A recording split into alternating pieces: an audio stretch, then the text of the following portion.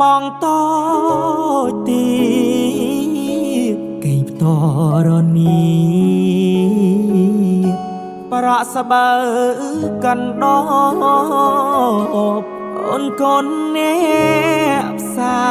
រជាភាពល្អកកូនអ្នកមានត្រកូនអ្នកមានសាយអូនបានសន្យាចប់ការសិក្សារៀបការនឹងបងអូនចូលដល់ក្រុងអូនលងនឹងភ្លើងផ្លេចស្រុកស្រែយើងអូននាងផ្លេចប្រាប់បង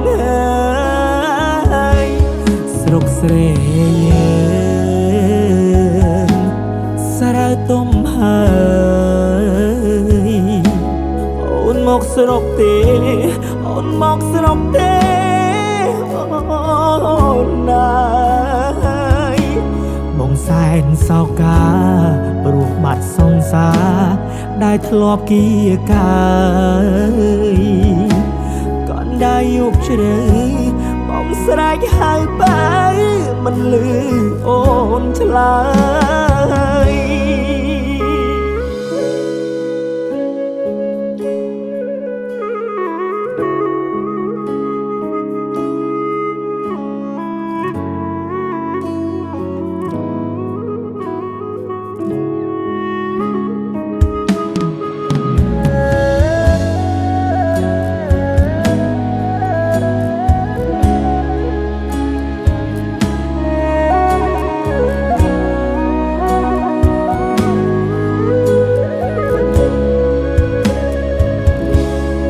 អូនផ្លេចបងក៏ផ្លេចទៅចោបងស្ដាយស្រណោថ្ពាល់ដែលបងធ្លាប់ធ្នមអូនផ្ដល់ស្នាមថើបមួយទុក